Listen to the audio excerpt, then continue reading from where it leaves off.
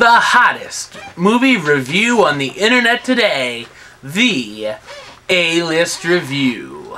I am your host, Wes Troop, and it is December 1st. Holy crap, where did the time go?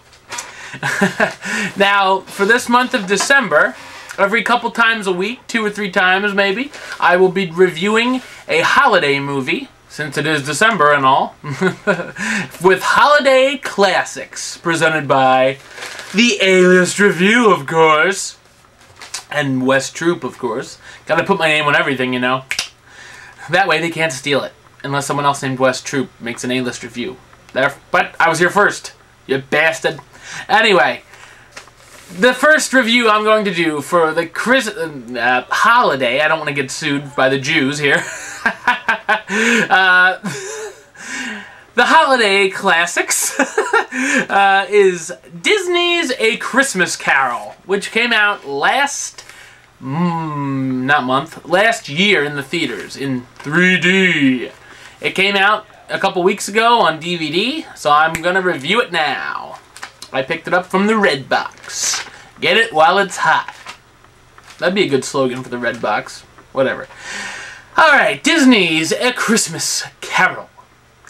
Charles Dickens' classic novel is retold once again. Who knew? This time by Disney and director Robert Zemeckis. In an animated version. I said version. Don't get on me. Okay. If you don't know the story, you must be living under a rock, but here it goes anyway. An old miser named Scrooge, played by Jim Carrey, of course, an A-list favorite, Jim Carrey, is visited by 3 mysterious Christmas ghosts and taken on a journey to hopefully make him change his ways before it's too late. Okay. So, that's that story in a nutshell. That's the plot, without giving too much away. More of the voice cast. Jim Carrey voices all 3 of the ghosts, so there's that to look forward to. Although the ghost of Christmas Future, or Christmas Yet to Come, I guess he's called in this, doesn't have a voice, so I don't know why they say he voices all 3, but whatever. Gary Oldman, who I just reviewed yesterday. I just reviewed Batman Begins. Good actor. Gary Oldman. Nice. He voices Bob Cratchit, Tiny Tim, and Jacob Marley. I played Jacob Marley in A Christmas Twist, and I played him as a Jew. 100 points if you get that reference. I don't know who will. Okay.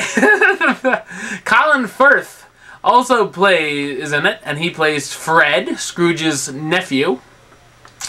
And also, so in the voice cast is Carrey Elwes. I still haven't known how to pronounce it, and it was on the TV the other night. Carrey Elwes, I'm going to go with. That's my final answer. Robin Wright and Bob Hoskins. Nice. It's a good voice cast, it really is. I thought it had some great animation that almost looks real at times. Some of it I thought, wait a minute, did they like splice in a footage of Jim Carrey there for a minute? But you know, whatever. It works. For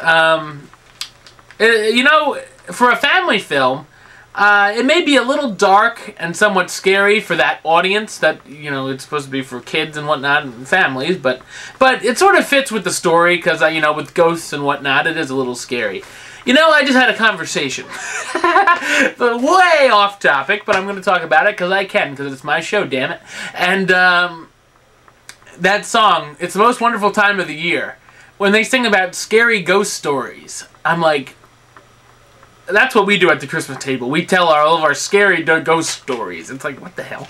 That's like, what's that supposed to mean? And then I thought, oh, maybe they're talking about A Christmas Carol. Although I don't find it scary, but some people may. I don't know. Okay, so back on track.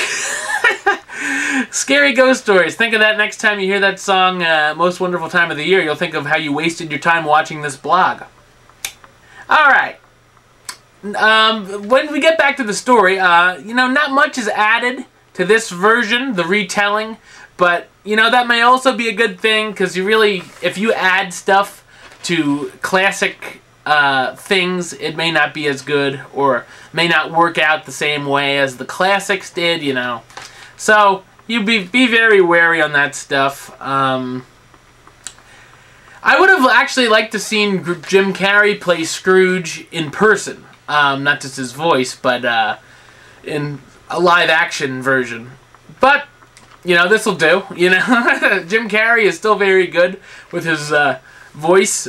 He's been doing a couple voice things. He did Horton Hears a Who. He did, I guess a few of them, I don't know. But, the Grinch, he was in the costume, so he didn't really do a voice, but, you know, I would have liked to seen him, but if this works too, you know. He's good nonetheless. Critics were sort of half and half on this film. They were you got a lot of 2-star reviews, 2.5, you know.